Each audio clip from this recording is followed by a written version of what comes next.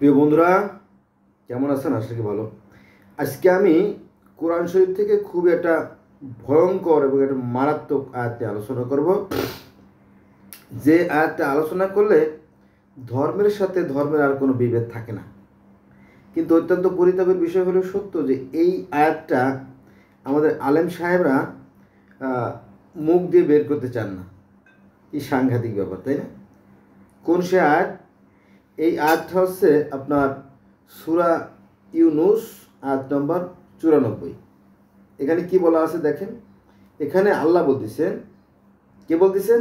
স্বয়ং সৃষ্টিকর্তা যিনি আল্লাহ, তিনি বলতেছেন যে আমি তোমার প্রতি যা অবতীর্ণ করেছি, অর্থাৎ আমি তোমার প্রতি যে কোরআন অবতীর্ণ করেছি, ওতে যদি তুমি সন্দিহান হও, অর্থাৎ যদি কোরআনের প্রতি তোমার কোনো সন্দেহ থেকে থাকে, তবে তুমি তোমার পূর্বের গ্রন্থ যারা পাঠ করে তাদের জিজ্ঞাসা করো। পূর্বের গ্রন্থ যারা পাঠ করে, পূর্বের গ্রন্থ কি? বেদ, ভগবদ্গীতা, ত্রিপিটক, গ্রিক পুরাণ, রোমান পুরাণ, জেন্দাবেস্তা আবেস্তা, পার্সি ধর্মের যে জেন্দাবেস্তা আবেস্তা, তারপরে আপনার মিশরীয় পুরাণ, তারপরে আছে গিলগামেশের মহাকাব্য, এরপরে আছে অ্যাজটেক ধর্ম, মায়ান ধর্ম, ইনকা ধর্ম, ব্যাবিলনীয় ধর্ম, সুমেরী ধর্ম, মিশরীয় ধর্ম, টেংরি ধর্ম, লোসাই ধর্ম, অ্যাজটেক ধর্ম, মায়ান ধর্ম, ইনকা ধর্ম। এভাবে পৃথিবীতে হাজার হাজার হাজার হাজার ধর্ম রয়ে গেছে। সেই কথাটা বলা হয়েছে যে তোমরা অন্যগুলো কম্পেয়ার করে দেখো, তাদের সত্য এসেছে, তোমার নিকট সত্যই এসেছে, তোমার নিকট সত্য এসেছে, তুমি কখনো সংশয়ীদের অন্তর্ভুক্ত হও না। সূরা ইউনুস আয়াত নম্বর 94। সে তো বুঝলাম, কিন্তু মানতে পারলাম না। কেন মানতে পারলেন না? ইসলাম ধর্মে তো যা আছে, পার্সি ধর্মে তো তাই আছে।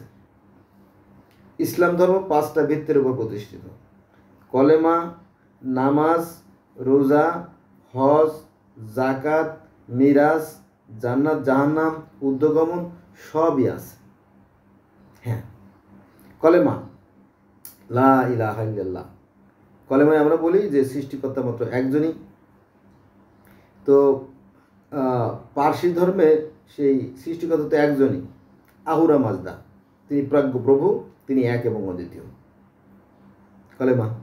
নামাজ, আমরা মুসলমানরা যে 5 ওয়াক্ত নামাজ পড়ি, তো 5 ওয়াক্ত নামাজ পড়ি, সকাল, দুপুর, সন্ধ্যা, মধ্যরাত, প্রত্যুষ। এই 5 ওয়াক্ত নামাজ পড়ে কারা? পার্সি ধর্মের লোকেরা। শুধু তারা নামাজই পড়ে না, তারা এই নামাজকে সাক্ষী হিসেবে আগুন প্রজ্বলিত রাখে দূরে। হে আগুন, তুমি সাক্ষী থেকো। উপরে তো আল্লাহ সাক্ষী আছেই, তুমিও সাক্ষী থেকো, বাড়তি সাক্ষী। কারণ কিয়ামতের দিন যখন মানুষকে আগুনে জ্বালানো হবে, তখন তুমি তো সেই দোজকেই থাকবা। আগুনের স্থান তো দোজকে। অতএব তুমি লক্ষ্য রাখবা, আমি সৃষ্টিকর্তাকে প্রার্থনা করলাম। তারা আগুন জ্বালিয়ে রাখে। এই আগুন কিন্তু সৃষ্টিকর্তা না। কিন্তু এই বিষয়টা শতকরা 100%ই মুসলমান জানে না। হ্যাঁ, 100% জানে না। যা জানে তা পয়েন্টে ধরে না, তা পয়েন্টে আসে না। ঠিক আছে? তাহলে নামাজও আছে, পার্সি ধর্মে নামাজও আছে, কলেমা আছে, রোজাও আছে। রোজা তো আপনারা জানেন, তাই না? সকাল থেকে সন্ধ্যা পর্যন্ত পানাহার থেকে বিরত থাকার নামই হচ্ছে রোজা, আল্লাহকে সন্তুষ্ট করার জন্য। তো এটা তো সনাতন ধর্মেও আছে, তারা বলে উপবাস। ইহুদ ধর্মের রোজা আছে, খ্রিস্টান ধর্মের রোজা আছে, শিখ ধর্মের রোজা থাকে, তাও ধর্মের রোজা থাকে, কনফুসিয়াস ধর্মের রোজা আছে, ইসলাম ধর্মের রোজা আছে, এসব আরও পৃথিবীর বহু ধর্মে এই রোজা আছে। তাহলে কলেমাও আছে পার্সি ধর্মে, নামাজও আছে পার্সি ধর্মে, রোজাও আছে পার্সি ধর্মে, হজও আছে পার্সি ধর্মে, জাকাতও আছে পার্সি ধর্মে। তারপরে সবচেয়ে গুরুত্বপূর্ণ যে বিষয়টা, মিরাজ জানেন তো? নবী মুহাম্মদ সাল্লাল্লাহু আলাইহি ওয়াসাল্লাম যখন মিরাজে গেছিলেন আল্লাহর সাথে দেখা করার জন্য, এই মিরাজের কাহিনী সনাতন ধর্মেও আছে, বহু কাহিনী তারপরে পার্সি ধর্মে আছে। হ্যাঁ, একটু বলি, নইলে তো আপনারা বুঝবেন না। পার্সি ধর্মের যে নবী, পার্সি ধর্মের যে নবী, উনি নদীর ত্রিমোহনায় বসে বসে নীরবে নিভৃতে সঙ্গোপনে যেভাবে আরাধনা করার কথা বলা আছে কোরআনে, উনি অনুযায়ী নীরবে সৃষ্টিকর্তার আরাধনা করতেছিলেন।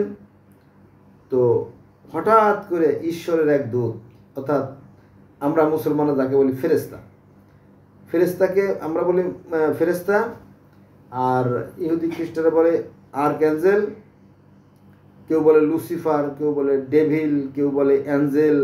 হ্যাঁ, যাও যে যাই বলুক তাতে কোনো সমস্যা নাই, তাতে অর্থ পাল্টে যায় না। শব্দগত পরিবর্তন হলেও অর্থ মূল কিন্তু এক, তাই না? পানিরে যদি আপনি অর্ডার বলেন, তাহলে কি পানি কি কালার চেঞ্জ হয়ে যাবে? না, হবে না। আপনি যদি পানি তো ওয়াটার হ্যাজ নো কালার, পানির কোনো রং নাই। এখন আপনি যদি অন্য নাম দেন, আপনি যদি জল বলেন, তাহলে কি পানি নীল হয়ে যাবে, সবুজ হয়ে যাবে? না, পানি পানির মতোই থাকবে, অনেকটা করতে আর কি। তো এই যে মেরাজের কাহিনী সেই পার্সি ধর্মে আছে আজ থেকে 5000 বছর বা 6000 বছর আগে। বিষয় হচ্ছে যে এই পার্সি ধর্মের যে নবী জরস্টার, উনি নদীর মোহনায় বসে ধ্যান সাধনা করতেছিলেন। নদীর মোহনায় বসে নীরবে নিভৃতে সৃষ্টিকর্তার ধ্যান সাধনা করতেছিলেন। তখন ঈশ্বরের অর্থাৎ আল্লাহর একটা দূত আসলো, অর্থাৎ ফেরেশতা আসলো। আসার পরে বলল যে, হে জরথ্রুস্ট, মানুষ তো অধার্মিক হয়ে গেছে, পৃথিবীর মানুষ তারা ধর্মকর্ম মানতে চায় না, তুমি তাদেরকে একটা ট্রেনিং করাও, তাদেরকে ধর্ম শিক্ষা দাও। বলো কীভাবে? বলো যে এর জন্য তোমাকে একটা ট্রেনিং দরকার না, প্রত্যেকটা কাজের জন্য একটা কোর্স দরকার। তো তাকে ট্রেনিং করানোর জন্য তাকে তিনি সেই সপ্তম আকাশে নিয়ে গেলেন, আল্লাহর কাছে, অর্থাৎ আহুরা মাজদার কাছে নিয়ে গেলেন। মানে পার্সি ভাষায় আল্লাহকে বলা হয় আহুরা মাজদা, প্রাজ্ঞ প্রভু একমাত্র আল্লাহ। তার কাছে নিয়ে গেলেন।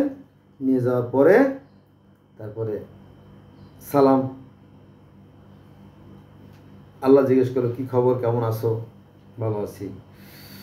তারপরে আল্লাহর সাথে কথাবার্তা হওয়ার পরে তারপরে সেই যে ওই যে আর্কঅ্যাঞ্জেল জিব্রাইল আর ফেরেশতাকে বললো যে, এই ফেরেশতারা, জরথ্রুস্টকে করো, ওই স্বর্গ ঘুরে ঘুরে দেখাও, নরক ঘুরে ঘুরে দেখাও, পুর গেলেমান যা যা আছে আমার নিয়ামত সবগুলো ঘুরে ঘুরে দেখাও। তারপরে সত্যি তাই সেই জরথ্রুস্টকে সেই রাজ্য ঘোরা কি চারটিখানি কথা, কারণ সে রাজ্য তো বিশাল রাজ্য। সেই রাজ্য প্রায় 10 বছর ধরে তিনি ঘুরলেন আর দেখলেন। তারপরে দেখা যখন শেষ হলো, তখন বলল ঠিক আছে, তুমি এখন পৃথিবীতে গিয়ে মানুষকে শিক্ষা দাও যে আমার একটা সুন্দর জায়গা আছে, ভালো কাজ করলে সে জায়গায় যাওয়া যাবে, আর যদি তোমরা মন্দ কাজ করো তাহলে তাদের জন্য আছে কঠিন শাস্তির ব্যবস্থা। সেটা আমি স্বচক্ষে দেখে আসছি। স্বচক্ষে না দেখলে তো আসলে বিশ্বাস করাটা সন্দেহ, তাই না? তারপরে তিনি যখন পাহাড়ের উপরে নেমে আসলেন, পাহাড়ের উপরে নামা দেওয়া হয়েছিল। আদম আলাইহিস সালামকে যখন পাহাড়ের উপর নামা দিয়েছে না, ঠিক পাহাড় পর্বত এই সমস্ত জায়গায় আল্লাহ বেশি থাকেন বা তার ফেরেশতারা বেশি থাকে, জায়গাটা তো ফাঁকা, সুবিধে, ডানায় বাড়ি লাগতে পারে। তো নামা দিয়ে গেলেন। তারপরে তিনি ধর্ম প্রচার করলেন। সেই ধর্ম হচ্ছে জরথ্রুস্ট বা জরস্টার বা জরস্টানিজম অথবা পার্সি ধর্ম, অনেকে অনেক নাম ডাকে। আর এটা হচ্ছে আপনার বর্তমানে ইরান তো আমরা চিনি, ইরান, ইরাক, সৌদি আরব। তো এই ইরানের নাম ইরান ছিল না, এই ইরানের নাম ছিল পারস্য। তৎকালীন সময় যখন তিনি মিরাজে গেছিলেন আর কি, পারস্য ধর্ম ছিল, আর এই ধর্ম আছে জরথ্রুস্ট ধর্ম। ঠিক আছে? তবে এখানে একটা কথা বলা দরকার, সেটা হচ্ছে যে যারা ধর্ম বিষয়ে অভিজ্ঞ, যারা ধর্ম নিয়ে রিসার্চ করেন, যারা ধর্ম নিয়ে আলোচনা করেন, গবেষণা করেন, তাদের দাবি হচ্ছে যে এই যে পার্সি ধর্ম, এই পার্সি ধর্মে সবই আছে। ইসলাম ধর্মে যা আছে পার্সি ধর্মে তাই আছে। আর সালমান ফার্সি নামে এক ভদ্রলোক ছিলেন, তিনি এই মানে এই পার্সি ভাষা থেকে ট্রান্সলেশন করে মানে এই করছেন, হ্যাঁ, আরবি ভাষাভাষীদেরকে জানাইছেন এই বিষয়গুলো আর কি। যাক, তো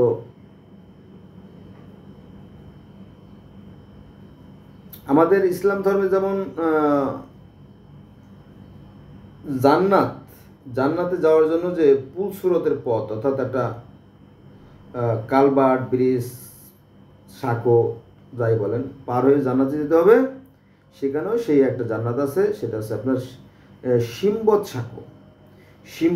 সাঁকো মানে তো জানেন তাই না, কালবার্ট, ব্রিজ, পুল, সেটা পার হয়ে জান্নাতে যেতে হবে। আর এই পুলের কথা আছে ইহুদি ধর্মে, যে পুল সিরাতের পথ পার হয়ে জান্নাতে যেতে হবে। খ্রিস্টান ধর্মে আছে সেই পুলের কথা, ইসলাম ধর্মে আছে পুলের কথা, এমনকি সনাতন ধর্ম পুলের কথা আছে, যা আমার মনে হয় শতকরা 100% বলতে হয় নাকি জানে না। সেখানেও একটা পুল আছে, সেটা হচ্ছে বৈতরণী মানে পুল, আগুনের নদী বা তপ্ত নদী, এটা পার হয়ে জান্নাত যেতে হবে। তার মানে কি সনাতন ধর্মে যা বলতেছে, সনাতন ধর্ম যেহেতু বয়স দেখতে প্রাচীন, 80 লক্ষ বছর, ওরে বাপরে, তাই না? 80 লক্ষ বছর কিন্তু বেশি না, কারণ যারা প্রত্নতত্ত্ববিদ, যারা মানে সায়েন্টিস্ট, তারা বলতেছে পৃথিবীতে জীবের আবির্ভাব 350 কোটি বছর। ওরে বাবা, 350 কোটি বছর। আর মানুষের আবির্ভাব 80 লক্ষ বছর, অথবা 25 লক্ষ বছরের কথা তো মানে ডকুমেন্টস আছে, আমার কাছে দলিল আছে 25 লক্ষ বছর আছে নাকি এখানে একটা বই আছে, না নাই, এখানে নাই, কোথাও থাকতে পারে। 25 লক্ষ বছর পাইছি, একটা বই পাইছি, এই বইটাতে 25 লক্ষ বছরের কথা বলা আছে। দেখেন এই যে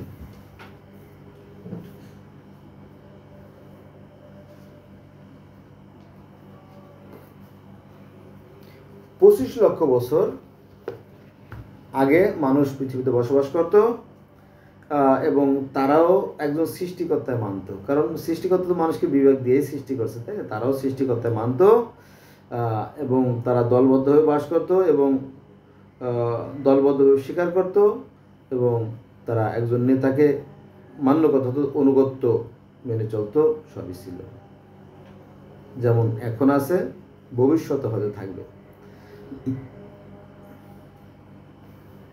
তাহলে আমরা যে আয়াতটা দিয়ে শুরু করছিলাম, সূরা ইউনূস আয়াত নম্বর 94, সেই আয়াতটা আমি আবার বলবো, কারণ মানে ভেরি ভেরি ইম্পর্টেন্ট। তো এটা কি আল্লাহ বলতেছে যে আমি তোমার প্রতি যা অবতীর্ণ করেছি, অর্থাৎ এই যে কোরআন, ওতে যদি তুমি কোনো সন্দিহান হয়ে থাকো, তবে তোমার পূর্বের গ্রন্থ যারা পাঠ করে তাদের জিজ্ঞাসা করো, তোমার নিকট সত্যই এসেছে, তুমি কখনোই সংশয়ের অন্তর্ভুক্ত হবে না। অর্থাৎ যদি কোরআনের যদি কোনো সন্দেহ থেকে থাকে, তাহলে বেদ, গীতা, ত্রিপিটক, মিশরীয় পুরাণ, গিলগেমেস, অ্যাজটেক, মায়ান, ইনকা, সর্বোপরি আপনার এই যে পার্সি ধর্ম, এটা মিলিয়ে দেখলে দেখবেন যে আসলে একই কথা বলে। তাহলে একই কথা বললে সমস্যা কোথায়? সমস্যা থাকার কথা না, কিন্তু সমস্যা তারা করে যাদের মাথা মোটা, তারা সমস্যার সৃষ্টি করে। ধর্ম শান্তির কথা বলে, কল্যাণের কথা বলে, ন্যায়ের কথা বলে, আদর্শের কথা বলে, কিন্তু এই মাথা মোটারা এই শান্তির ধর্ম নিয়েই অশান্তি সৃষ্টি করে। ধন্যবাদ সবাইকে।